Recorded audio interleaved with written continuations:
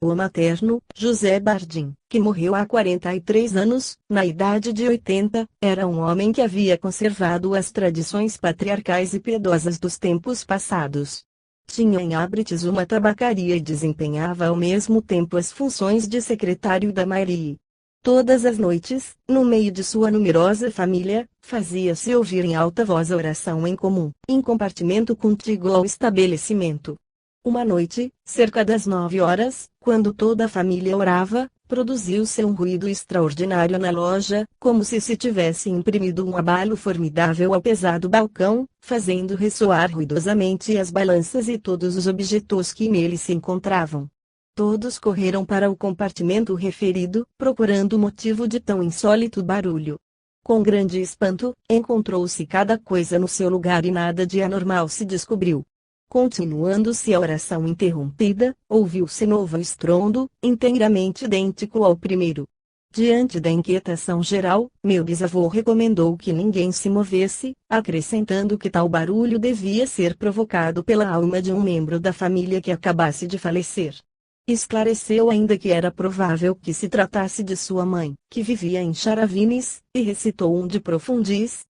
Ora, durante essa noite um portador, partido de Charavines, que ficava à distância de 17 quilômetros, confirmou as previsões de meu bisavô, anunciando-lhe que sua mãe morrera. A hora do falecimento coincidiu exatamente com a hora em que o ruído da véspera se produzira. Diz Charles, proprietário em Abretes, Isere. Cabem nesse caso as mesmas reflexões que empreguei para as narrativas precedentes. Essas observações são numerosas e recusáveis. Por vezes são mais complicadas do que as anteriores. A comunicação seguinte é particularmente interessante, no que nos mostra. Primeiro, uma transmissão telepática de moribundo, ou de morto, à hora do falecimento, com passadas que se ouviram e grande ruído. Segundo, conversação em sonho com o morto, a qual, todavia, pode ser devida ao subconsciente da narradora.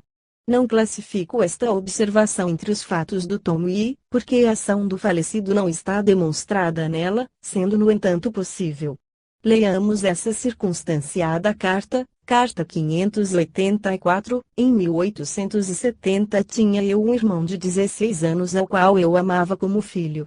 Apanhara ele um resfriado geral que degenerara em tísica galopante, e viera passar algum tempo comigo. Eu vivia então à beira-mar, onde o ar é muito vivo. Ao cabo de algumas semanas, notei que meu irmão perdia as forças. Mandei chamar o meu médico, que me aconselhou a tornar a mandá-lo para a casa de minha mãe, na Bretanha, onde o ar era mais suave e onde ele poderia, ao que afirmava, viver ainda alguns meses, de outra forma não teria vida para mais de 15 dias. Segui o conselho e fui levá-lo a Nantes. No momento de me deixar, pediu-me um anel que eu trazia e que ele estimava muito. Em face de tal desejo, tirei o anel do meu dedo, passando-o para o seu, depois de o ter obrigado a prometer-me que esse anel não sairia da sua mão e que, se algum dia deixasse de agradar-lhe, mo tornaria a entregar, e de o não dar a ninguém. Meu irmão fez-me essa promessa. Desculpe-me, caro mestre, estas minudências, mas são necessárias para esclarecer os fatos que vou referir.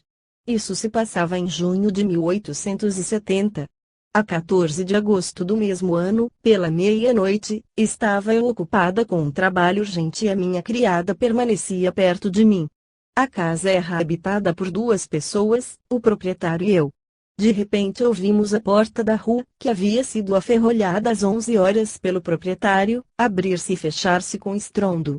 Olhamo-nos, eu e a minha criada, perguntando-nos quem poderia ser. Àquela hora, sem dúvida, é o dono do prédio, disse eu à serva. Ouçamo-lo subir. A porta que dava para os compartimentos do proprietário ficava em frente das escadas, ao passo que, pela minha, era preciso voltar à direita e seguir o corredor. Ouvimos passos muito pesados e arrastados de homem, justamente como se fossem de um enfermo que mal pudesse marchar. Esses passos, em vez de se deterem diante da porta fechada fronteira às escadas, viraram, pelo contrário, à direita e tomaram a direção do meu compartimento. Impressionada, levantei-me de um salto e fui dar uma volta à chave que estava na fechadura, dizendo em voz alta: ninguém entrará em minha casa, e voltei a sentar-me no meu canapé, comprimindo com as mãos as pulsações precipitadas do coração. Quanto à minha criada, estava lívida. Havia apenas 2 ou 3 minutos que me tinha sentado, quando um barulho espantoso, semelhante a móvel que tomba, nos fez tremer. Erguemo-nos, procuramos em vão a causa de tal barulho. Não encontramos nenhum móvel nem qualquer outro objeto caídos. Então, imediatamente, o nosso pensamento se voltou para meu irmão. Nós ambas, sem querermos confessá-lo uma à outra, com receio de nos apavorarmos, reconhecemos o seu andar pesado, arrastando-se. Na manhã seguinte, 15 de agosto, recebi um telegrama anunciando-me que ele acabava de morrer. Sem perda de tempo, escrevi à minha mãe, por não poder fazer a viagem, pedindo-lhe que tirasse o anel do dedo de meu irmão e que o enviasse, atendendo a que era, para mim, recordação preciosa. Recebi, 2 dias depois, uma resposta, dizendo-me ser impossível fazer o que eu solicitava, porque meu irmão, antes de morrer, tirara o anel da sua mão, passando-o para o dedo de minha irmã mais nova. Como não podia duvidar das palavras de minha mãe, não insisti, mas não estava satisfeita, sem dúvida, e fiz, mentalmente, censuras à falta de palavra do doente. Durante mais de 2 meses pensei nisso, contra minha vontade.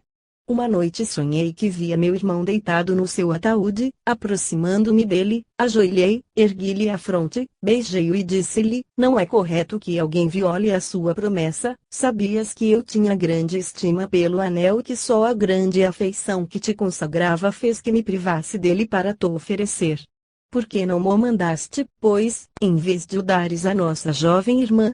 A estas palavras, observei que meu irmão me contemplava com fisionomia triste e enfadada, respondendo: minha pobre irmã, eu não dei o teu anel, arrancaram-o antes que eu o tirasse, no instante em que soltava o último suspiro, mentiram-te, quem mo tirou foi a nossa irmã. Impressionada por essas palavras, despertei em sobressalto, não conseguindo readormecer. Tinha apenas uma ideia fixa: informar-me com exatidão e saber se, na verdade, me haviam enganado, adquirindo assim a certeza de que os mortos podem visitar-nos, durante o sono. Tempos depois minha mãe veio visitar-me. Comuniquei-lhe o meu sonho e, com grande espanto meu, vi-a empalidecer, exclamando: isso é exato. O que teu irmão te contou é a pura verdade, mas eu não queria dizer-te. Me. Bovolinen Seamand, Cher. O nome da signatária não é estranho aos meus leitores, ver o desconhecido, capítulo 9, caso Sulvi. Que concluir dessa narrativa? Acusar a narradora de ter inventado uma história é coisa que não embaraçaria talvez algumas pessoas. A mim, embaraçar-me-ia e consideraria tal acusação como radicalmente inaceitável. Por outra parte, poder-se-ia tentar aplicar aqui a velha hipótese da alucinação, tão estimada pelos fisiologistas. Mas para isto seria necessário ouvir essa hipótese às 2 pessoas que, ambas, primeiro ouviram os passos na escada. Segundo, reconheceram o andar. Terceiro, escutaram o ruído de um móvel a tombar. Confessemos que isso é muito complicado. É preciso, depois, associar essa pretensa alucinação à coincidência da morte, o que indica uma relação de causa com efeito.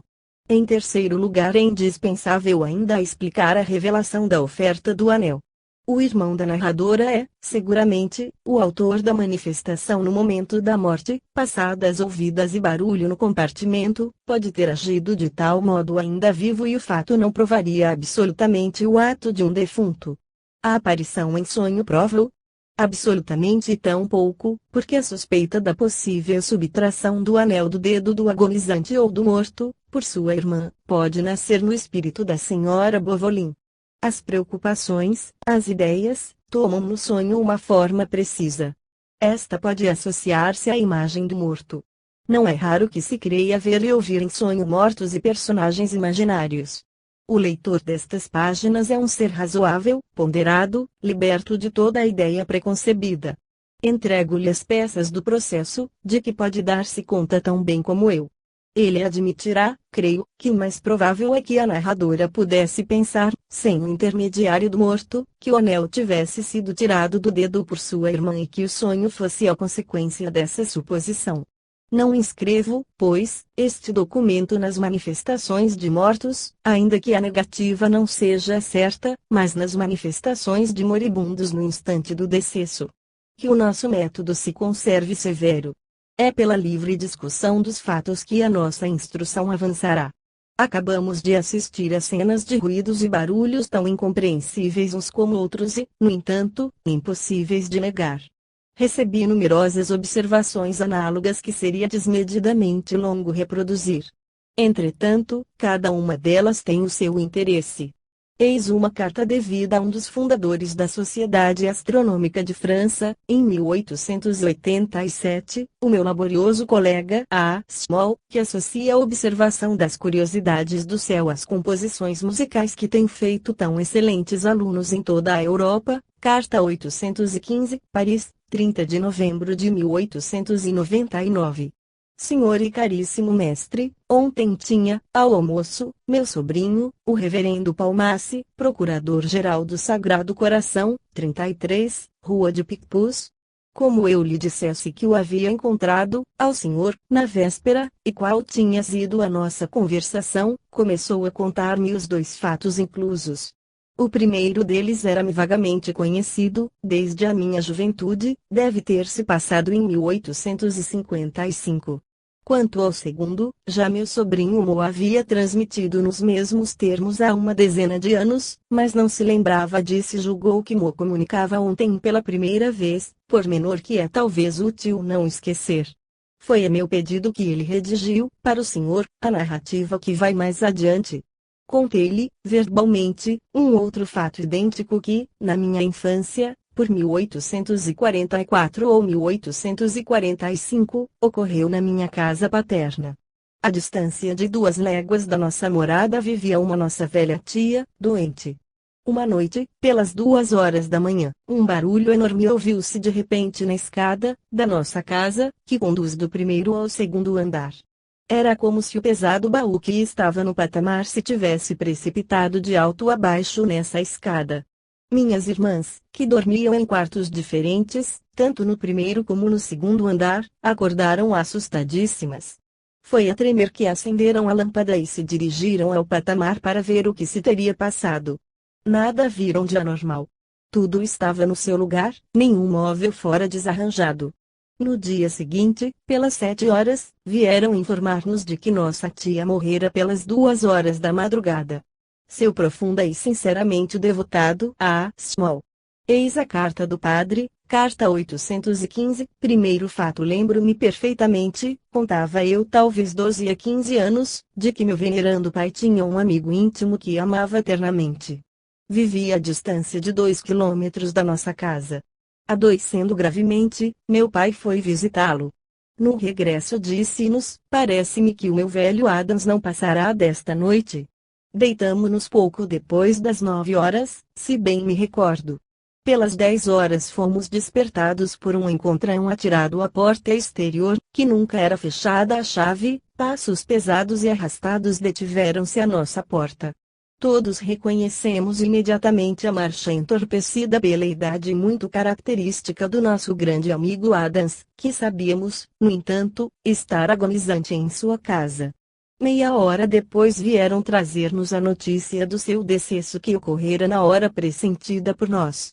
Segundo fato, há 25 anos era eu professor em nosso colégio de S., grande cidade da América do Sul. Entre as famílias distintas dos nossos alunos, uma havia que me era particularmente querida. A bisavó da mãe de um dos meus discípulos, a marquesa de, espanhola de nascimento e com mais de 100 anos de idade, tinha por mim terna afeição, chamava-me o seu neto. O meu ministério sacerdotal obrigava-me a fazer-lhe visitas frequentes. Na véspera da sua morte fui vê-la para lhe dar as últimas consolações da nossa santa religião. Agradeceu-me com efusão a minha filial caridade e seu respeito.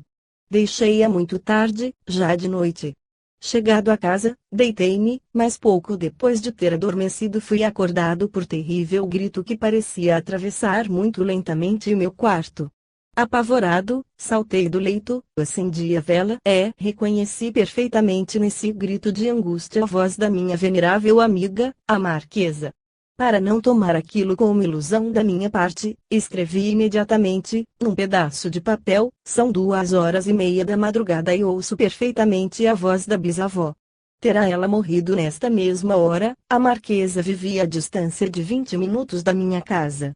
Às primeiras horas da manhã vieram chamar-me ao parlatório. O visitante era um neto da Marquesa. Antes que ele me tivesse dito uma única palavra, mostrei-lhe o papel mencionado. Foi precisamente nessa hora, disse-me ele, que a nossa bem-amada vozinha morreu, soltando um grande grito. Ficamos espantados. Inscrevamos esses 3 episódios. Primeiro, barulho formidável. Segundo, pesados passos ouvidos. Terceiro, grande grito. Na observação precedente ouviu-se ruído de passadas igualmente numa outra, da senhora Bovolin. Essa observação não é rara. Encontra-se por toda parte, até na vida do sábio botânico Linneu. Esse célebre naturalista sueco deixou, ao morrer, em 1778, um manuscrito de 200 páginas aproximadamente, destinado a seu filho. Esse manuscrito foi encontrado, em 1823, entre os papéis do Dr. Acrel, entregue à Universidade do Uppsala e publicado. Nota-se nele uma das manifestações de moribundo, por passos ouvidos.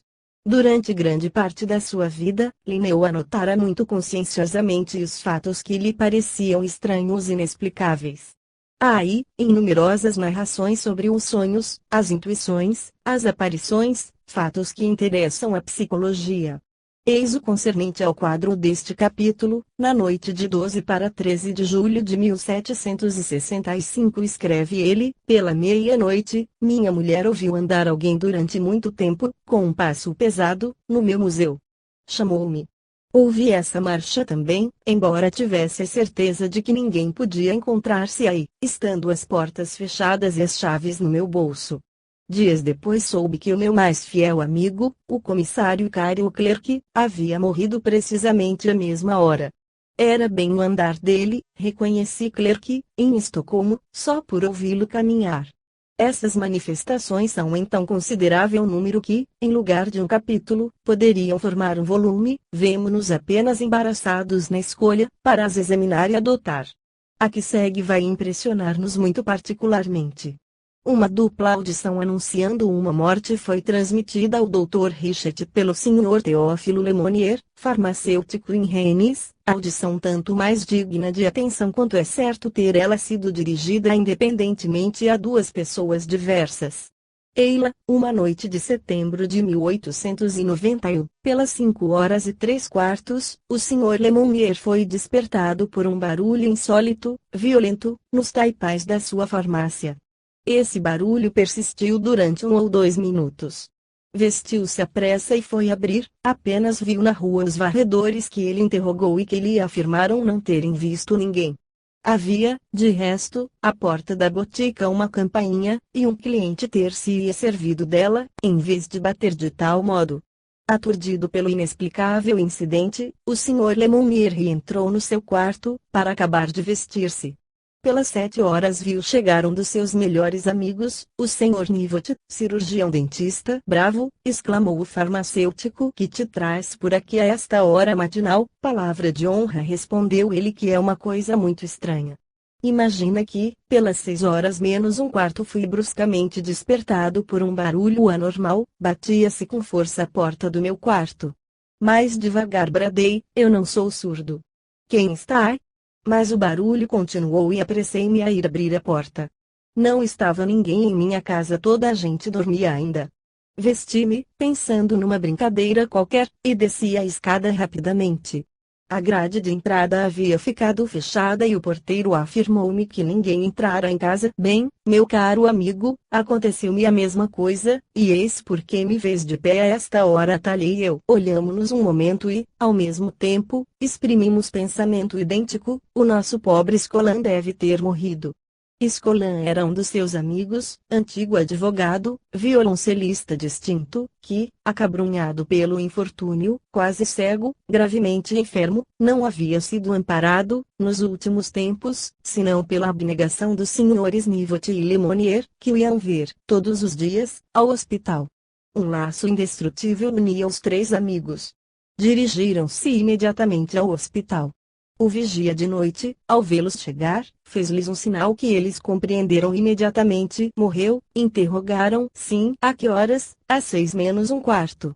Esta advertência mecânica, da qual temos tantos exemplos, precedeu a morte, seguiu-a, ou coincidiu exatamente com ela? Parece que houve coincidência exata, como no caso da execução de Gaston Cremieux, em Marsella, a 30 de novembro de 1871, e da sua manifestação por pancadas repetidas, na célula do seu amigo Clovis Hugues, o desconhecido, capítulo 3º, caso V, e como ainda em 100 outros exemplos.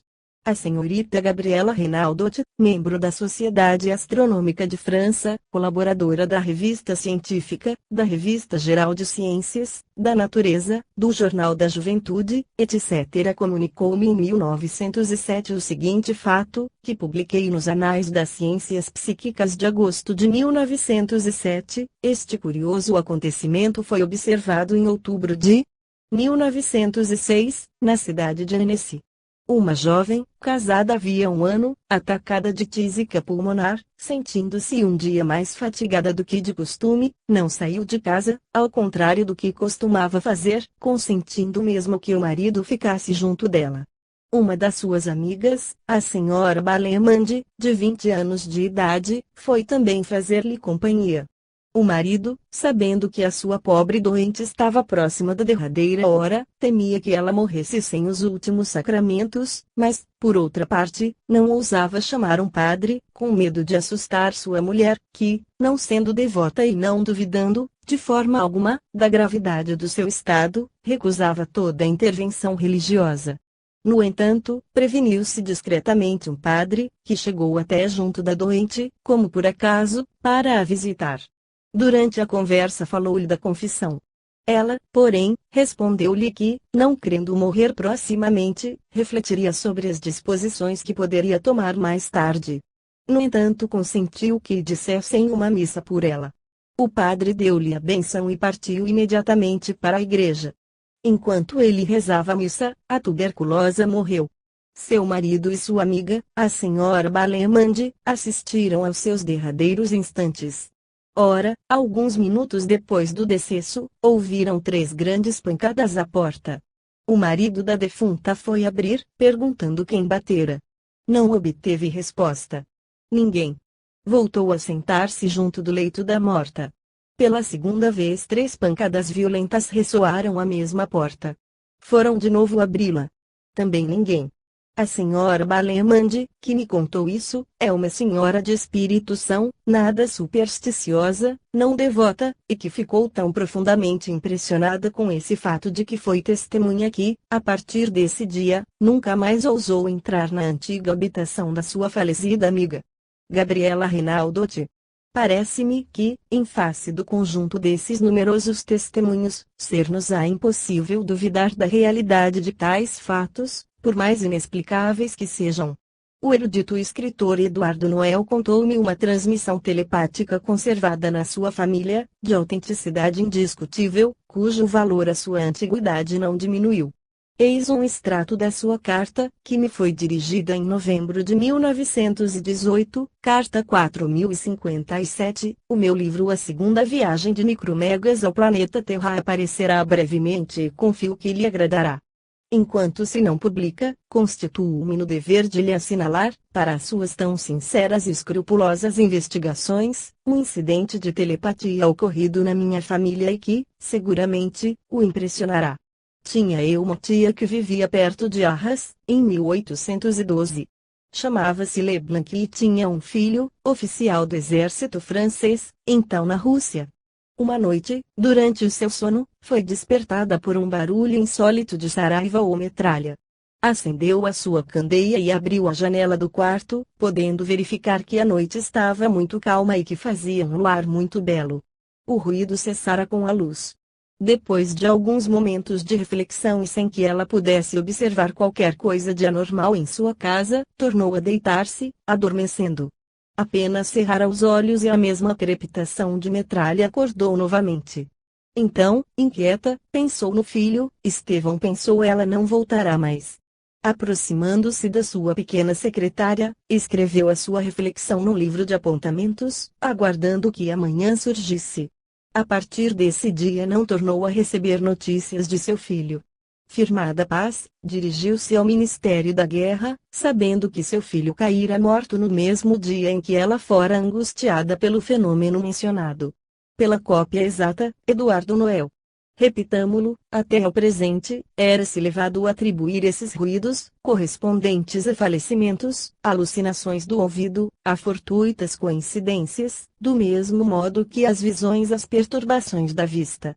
Essas coincidências são conhecidas como muito numerosas, agora que as estudamos seriamente, para que essa apreciação superficial possa subsistir. Foi no espírito da senhora Leblanc que tudo se passou. Nada de exterior. Impressão mental. Como se produziu essa forma de advertência? Ignoramo-lo. Como notamos no princípio deste capítulo, a propósito de S. Francisco de Sales, tais observações são de todos os tempos. Walter Scott foi testemunha de ruidosa manifestação de morte, segundo seu biógrafo Lockhart, que publicou a seguinte carta, escrita pelo autor de Ivanhoe ao seu amigo Daniel Terry, a 30 de abril de 1818. Construía-se então a ala nova da Botsford, Scott vivia numa parte antiga. Eis um resumo dessa carta. O estado em que a minha casa se encontra provocou perturbações misteriosas.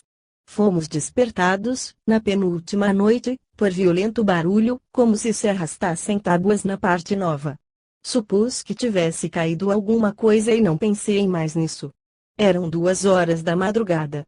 Essa noite, à mesma hora, ouviu-se idêntico ruído. A senhora Scott, como sabe, é muito tímida. Levantei-me, pois, com o grande sabre de Beardy na mão, direito como uma estaca pronto a bater-me. Mas tudo estava em ordem e não pude perceber o que teria causado tamanho estrondo. O Sr. Lockhart acrescenta, no dia em que o Sr. Terry recebeu essa carta, em Londres, almoçava com o Sr. Guilherme Erskine e estavam muito penalizados com a morte súbita de Georges Bullock, ocorrida na mesma noite, ao que parece, em que Scott foi acordado pelo barulho misterioso de que fala aqui. Bullock havia sido encarregado de mobiliar os novos compartimentos de Abbotsford, e fizera-se estimar de todos, novos e velhos. Uma semana depois Scott escrevia de novo a Terry. Não o impressionou a coincidência fantástica das nossas perturbações noturnas da Abbotsford com o triste acontecimento que se seguiu? Juro-lhe que o barulho era semelhante ao que faria meia dúzia de homens a trabalharem ativamente, colocando pranchas e arranjando móveis, e não havia em tal momento, todavia, ninguém nesse lugar, nada mais certo. Com mais algumas informações, a história poderia figurar na coleção de Granville ou Dalbray. Pode, aguardando, anotá-la, assim como as advertências do pobre Dubson, como coincidência notável. Walter Scott. Nesses ruídos, arrastar de objetos, movimentos mais ou menos violentos, estrondos de intensidades variadas, convém distinguir os reais dos imaginários ou fictícios.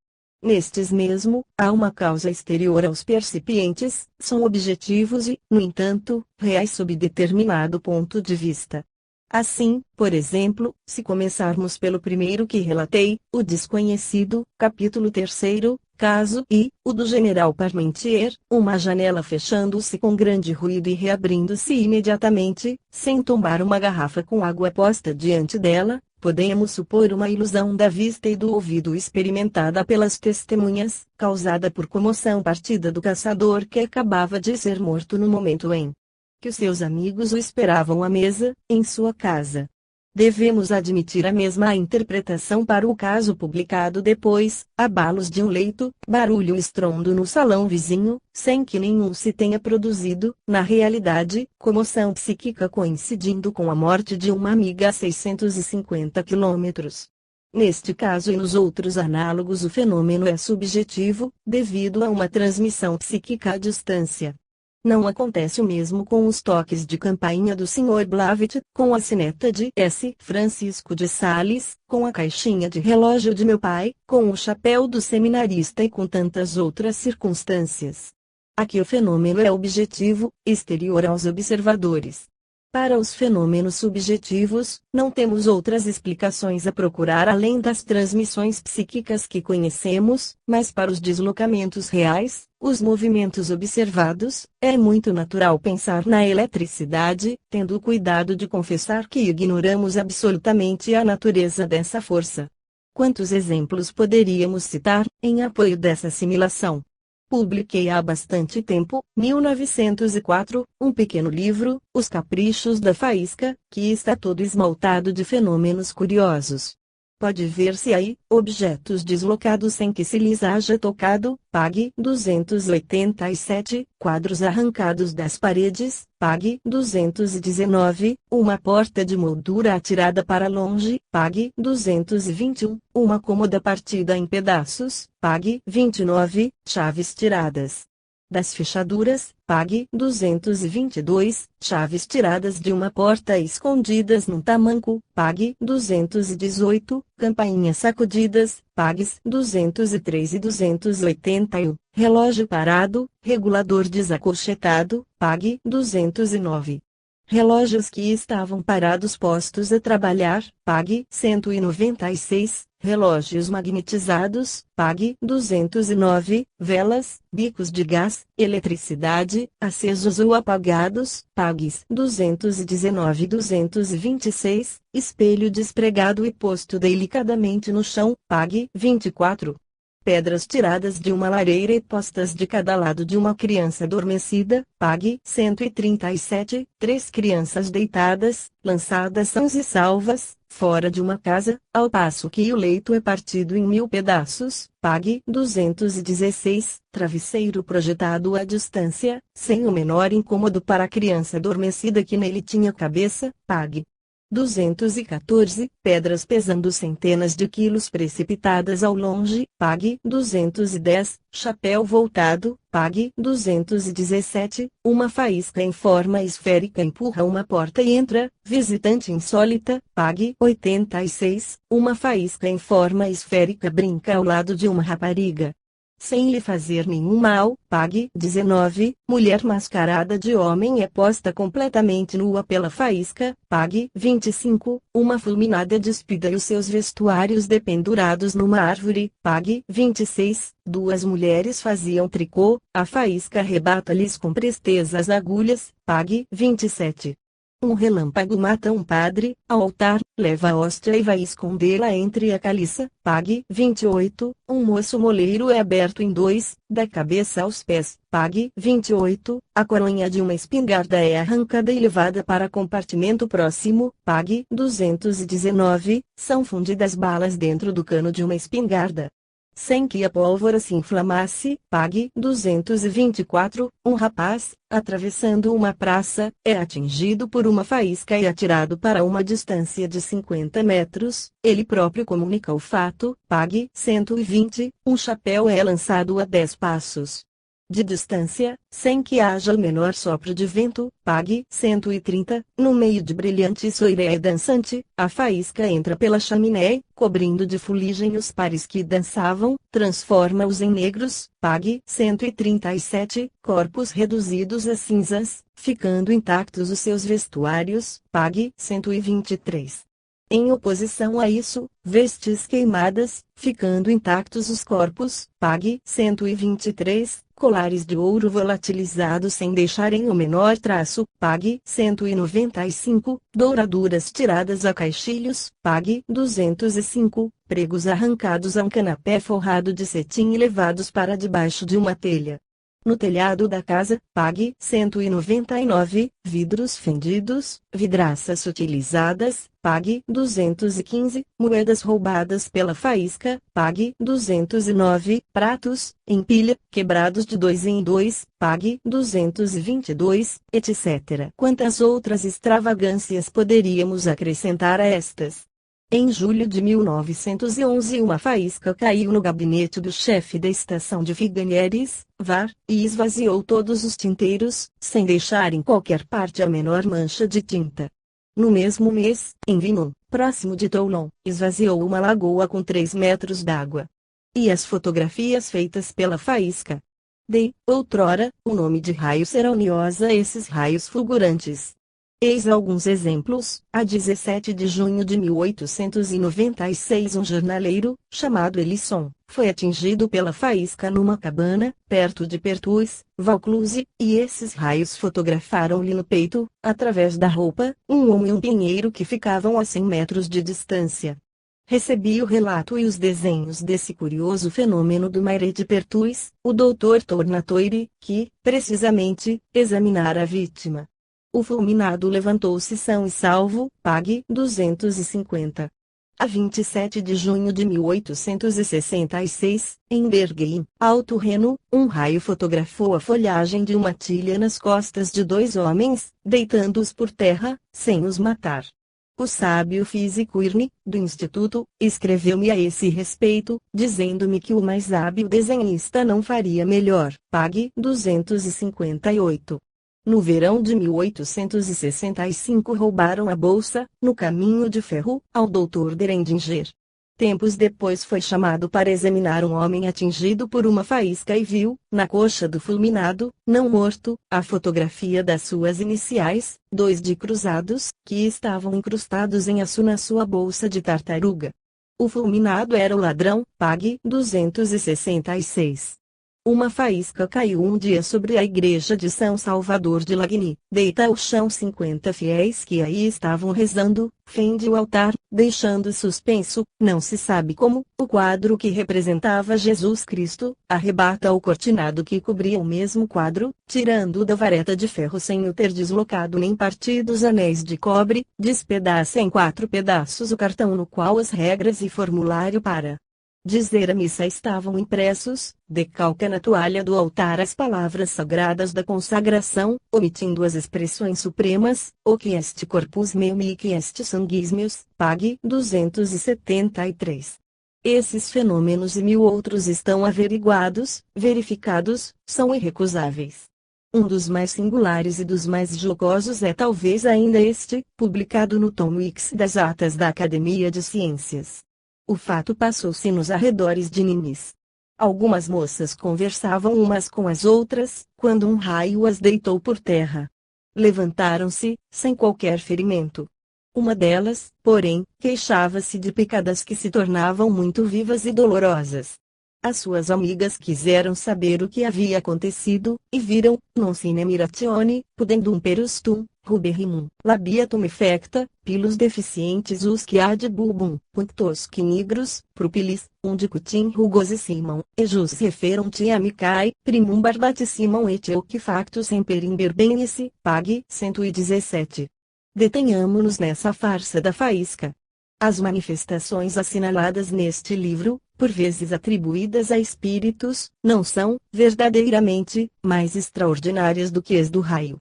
Notemos ainda, a esse respeito, o erro dos físicos que imaginam, para que um fenômeno seja real, ser preciso que possa repetir-se à vontade, num laboratório. Repeti, pois, esses atos da faísca. Seja como for, podemos pensar que a eletricidade desempenha importante papel nos fenômenos até aqui estudados. Tais fatos continuam a estabelecer, para nossa certeza pessoal, que a ação física e psíquica do homem não se confinam na periferia do corpo, podendo exercer-se longe dele. A gravitação levou-nos, de resto, a estudar, há muito tempo, a ação à distância.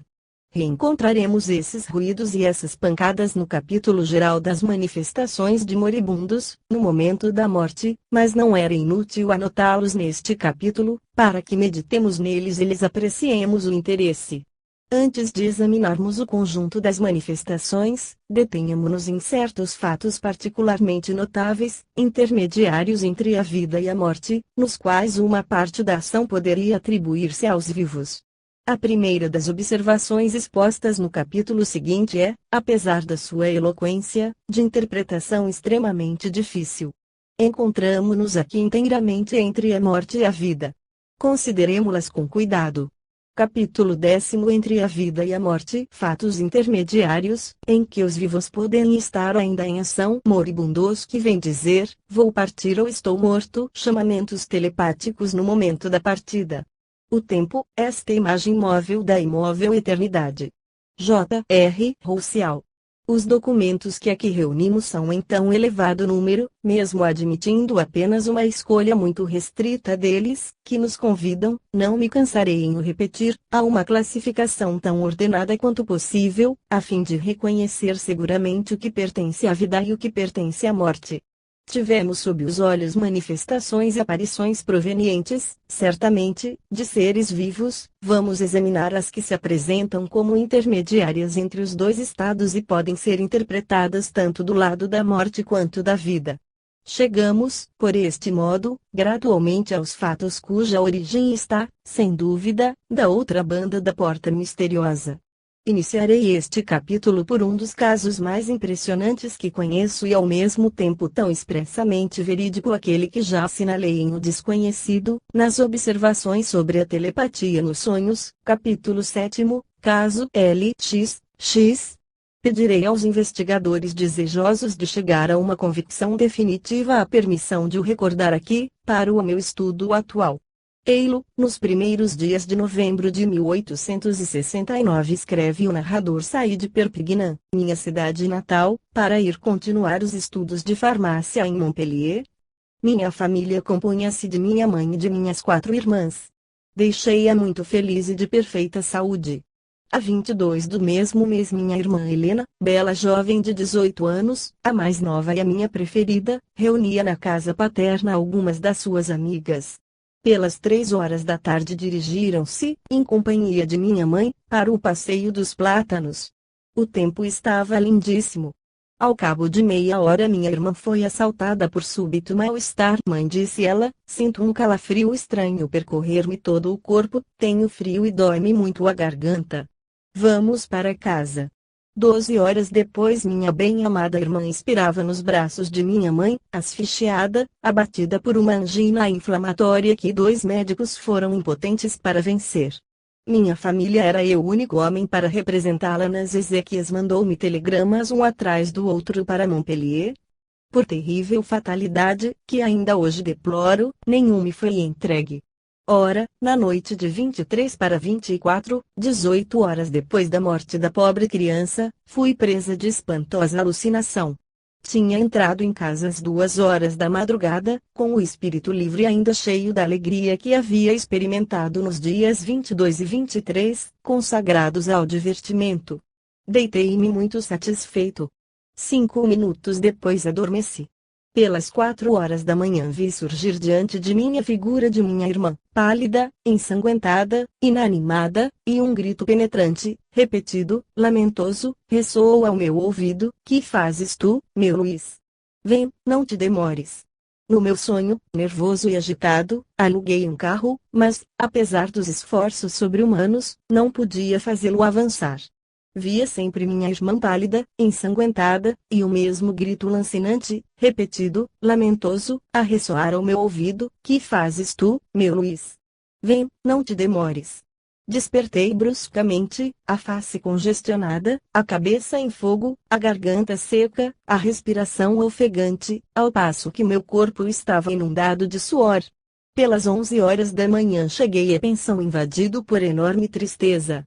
Interrogado pelos meus companheiros, contei-lhes o fato brutal, tal como eu o havia sentido. Valeu-me algumas zombarias.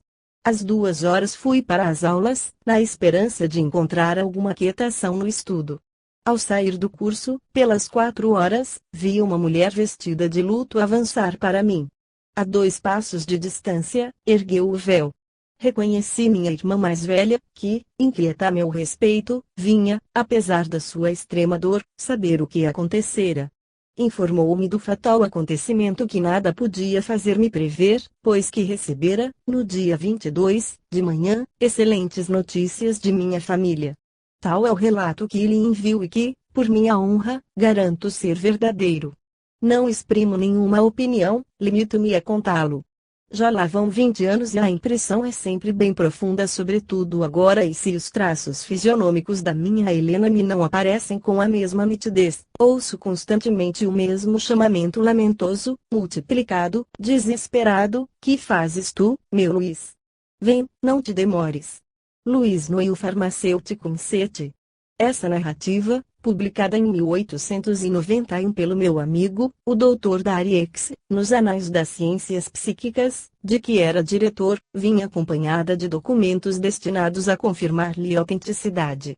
Notemos a seguinte carta da irmã do observador: solicitou-me meu irmão, a pedido do senhor, que lhe enviasse o relato da entrevista que tive com ele, em Montpellier, em seguida à morte de nossa irmã Helena. Venho, apesar da amargura de recordações tão dolorosas, trazer-lhe o meu testemunho. Ao ver na rua meu irmão, que foi o primeiro a reconhecer-me, a despeito do meu vestuário de luto, compreendi que ele ignorava a morte de Helena. Que desgraça nos fere ainda, exclamou. Ao saber da minha boca o falecimento de Helena, apertou-me os braços com tal violência, que corri o risco de cair para trás. Reentrada em casa, tive de suportar uma cena terrível. Doido de cólera, meu irmão, muito nervoso, muito exaltado, mas muito bondoso também, quase me maltratou. Que fatalidade! Exclamou. Que infortúnio! Oh, por que não recebi os telegramas? E atirava fortes murros à mesa. Bebeu 3 grandes garrafas de água, uma atrás da outra. Cheguei em certo momento a julgá-lo louco, tal o desvairamento do seu olhar. Quando recobrou a serenidade, passadas algumas horas, disse: ah, eu estava certo disto. Devia cair sobre mim uma grande desgraça. E contou-me então a alucinação que experimentara na noite de 23 para 24. Teresa Noel. Essa observação é do mais alto valor, há nela um fato significativo, considerável, que merece a mais escrupulosa atenção. Sonho, pesadelo, visão, comoção cerebral, alucinação, telepatia, o nome, a palavra não são uma explicação. Não é admissível uma coincidência fortuita. Houve, sem dúvida alguma, comunicação entre a irmã morta e o irmão vivo. Foi antes do falecimento ou em seguida a ele? A sensação ocorreu na noite de 23 para 24 de novembro, pelas 4 horas da manhã. Helena morreu 18 horas antes, a 23, pelas 10 horas da manhã, depois de 12 horas de sofrimento. Que o espírito da irmã haja atuado sobre do irmão pela ação telepática direta, como já vimos em tantos outros exemplos da obra presente, é o que primeiro está indicado. Poder-se-ia pensar que o desejo de Helena se exerceu, enquanto ainda viva, para o momento dessa morte tão trágica e rápida. Mas, neste caso, por que levaria a comunicação telepática 18 horas a ser recebida? A distância de Perpignan a Montpellier anula tanto para a telepatia como para a eletricidade, tão depressa se transporiam 1000 quilômetros como 100 ou 10. Segundo a sua própria narrativa, a hora da morte da sua Helena bem-amada Luiz Noel estava, sem suspeitar da situação da irmã, em maré de divertir-se, e seu cérebro parece ter sido inteiramente absorvido por sensações pessoais muito intensas. Não haveria, portanto, nada de surpreendente no fato da transmissão do pensamento não ter sido sentida. Sabemos, com efeito, que o cérebro receptor deve encontrar-se em estado harmônico de vibração correspondente. A vibração etérea teluía, no entanto, atingido, ficaria em estado latente e apenas se manifestaria a inteligência calma durante o sono, 18 horas mais tarde. Esta hipótese não é para rejeitar-se, todavia é apenas hipótese. Uma outra é o pensar-se que, verdadeiramente, fosse a hora em que ele a ouviu que sua irmã, morta havia 18 horas, lhe tenha dirigido e renovado o seu chamamento, precipitando-se em espírito para o irmão ausente. Isto não é, igualmente, mais do que outra hipótese menos provável do que a primeira, mas não devemos rejeitá-la em absoluto. As primeiras horas depois do decesso podem passar-se numa espécie de sonho. Neste caso teríamos aqui a manifestação real de um ser humano morto. Hipóteses, métodos de estudo. Não esqueçamos que entramos aqui em um mundo novo inteiramente por explorar. Que tivesse havido uma corrente psíquica, de natureza desconhecida, entre a irmã morta, em Perpignan, e seu irmão vivo, em Montpellier, não é duvidoso. Temos exemplos de vista à distância, em sonho, como se o espírito do homem adormecido se transportasse ao longe. Poder-se-ia, pois, supor ainda, com o nosso conhecimento atual de todos esses fatos, que o irmão se transportou em espírito para sua irmã. Mas, nesses casos, vê-se o que se passa, quer seja em sonho normal ou em sonambulismo, e o irmão deveria ter visto sua irmã estendida e morta no leito. Pelo contrário, é Helena quem lhe fala, que o chama. Transportou-se ela para ele em corpo astral? Outra hipótese. Não podemos concluir que isto seja um testemunho certo de manifestação de morto. Apresenta-se-nos como intermediário entre os dois estados. Nosso dever científico e leal é o de registrá-lo como documento de estudo do problema. Ele tem grandíssimo valor de observação estrita e precisa. A psicologia clássica do cérebro humano ficou até agora ao lado da verdade ainda desconhecida, sempre misteriosa. Tudo está por estudar, tudo está por criar. As impressões podem dormir em estado latente em nossa mente, não se revelando senão muito tempo depois. Uma comparação que não é, talvez, tão afastada como parecerá. Tirei um dia, em abril de 1916, no Cabo de Antibes, alguns clichês fotográficos que trabalhos sempre multiplicados me impediram de revelar até 26 de setembro de 1920. Pensei que nada restasse desses clichês, 4 anos e meio depois. Ora!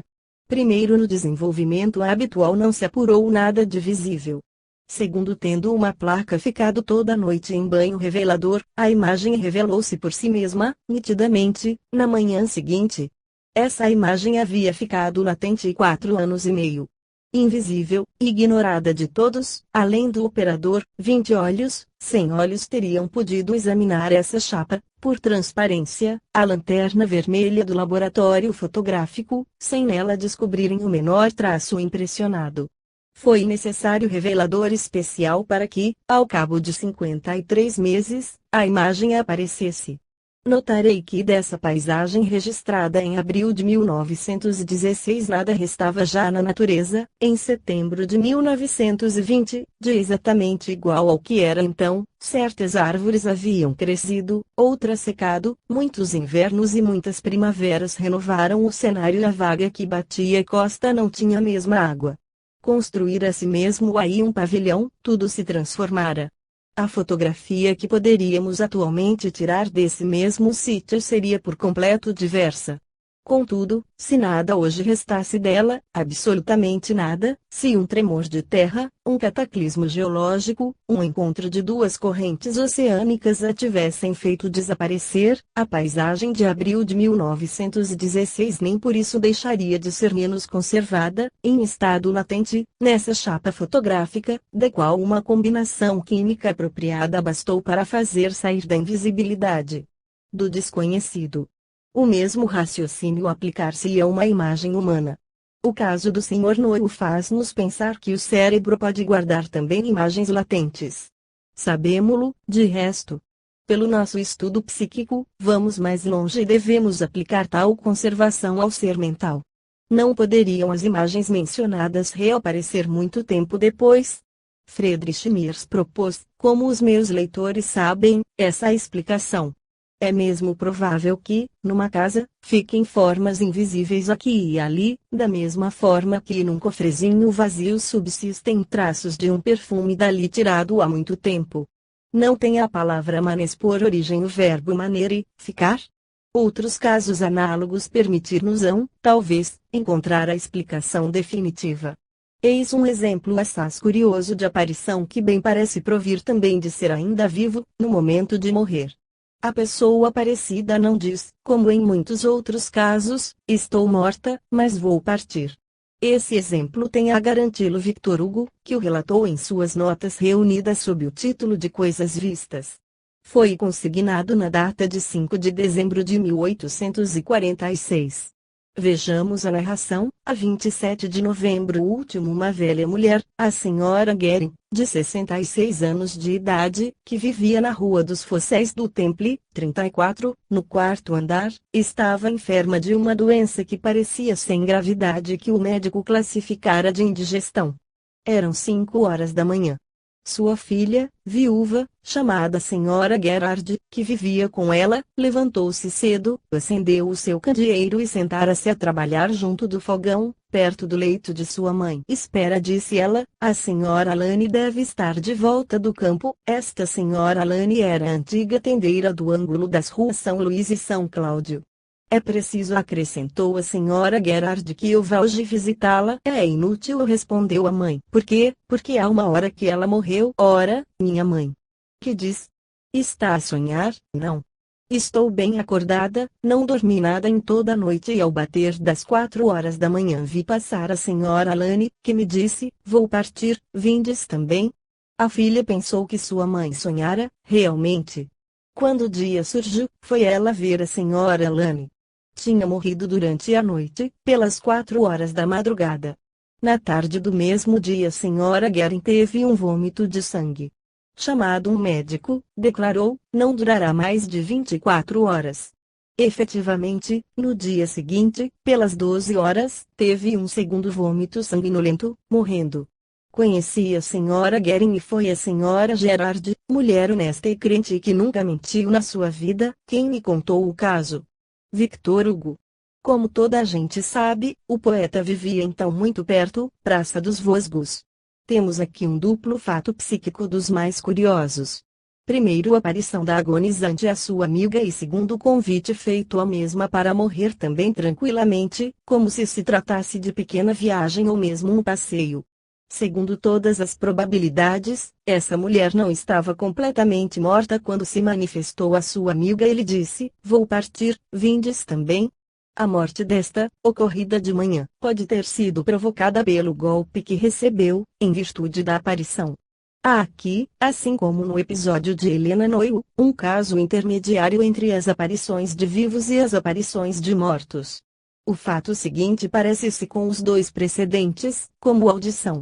Extraio de uma carta de 27 de março de 1899, carta 69, posso afirmar-lhe, pela minha honra, que meu avô, já falecido, nos contou que certa manhã sentira bater a janela do seu quarto, ouvindo um dos seus parentes dizer-lhe, vem depressa.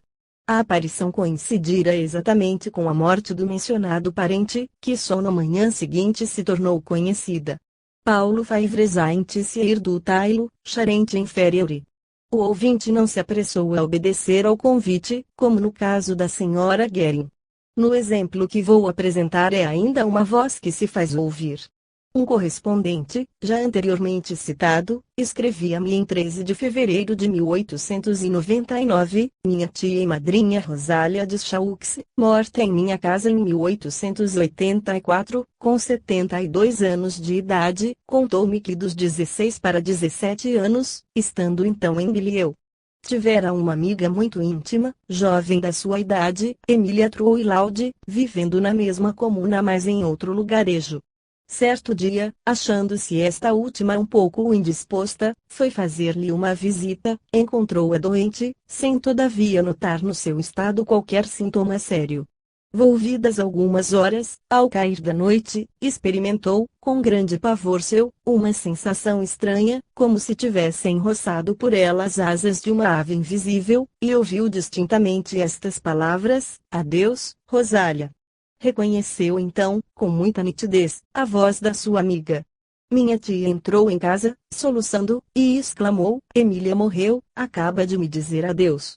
Sua mãe ralhou com ela, procurando fazer-lhe compreender que isso era efeito da sua imaginação, etc. Mas, durante esse diálogo, chegou à pressa uma pessoa que veio anunciar a morte de Emília, ocorrida bruscamente, sem que nada fizesse prever tal desenlace. Diz Charles, proprietário em Abretis. Trata-se evidentemente de manifestação de agonizante no momento da morte. Ia falecer, não havia ainda expirado. Tenho recebido certo número de observações, de aparições de mortos anunciando eles próprios o seu passamento imediatamente depois do momento em que ele se deu, e mesmo antes de haver sido oficialmente verificado. Esses exemplos prendem-se com os 3 precedentes. Para nós a questão é saber se são vivos que se manifestaram. A carta seguinte, que me foi dirigida a 13 de setembro de 1900, é extraída da minha coleção, Carta 942, sinto-me no dever de acrescentar às suas observações telepáticas um fenômeno que me diz pessoalmente respeito. Tinha eu 15 anos e encontrava-me em Ancona, Itália, com meu pai e minha mãe. Minha avó, que me havia educado e que muito me queria, vivia então com um dos seus filhos, em Santo Estevão. Uma noite, quando eu dormia, sozinha, no meu quarto, fui bruscamente despertada pela sensação de mãos que pousassem no meu rosto e senti grande susto ao ver minha avó, vestida de preto e de touca branca, que, cheia de tristeza, me disse: "Estou morta", desaparecendo em seguida. Apavorada, saltei do leito e refugiei-me no quarto de meus pais, que se riram de mim, chamando-me tola e visionária. Mas, diante do imenso terror que me penetrava, permitiram-me que ficasse em sua companhia. Eram então 3 horas da manhã. À noite devíamos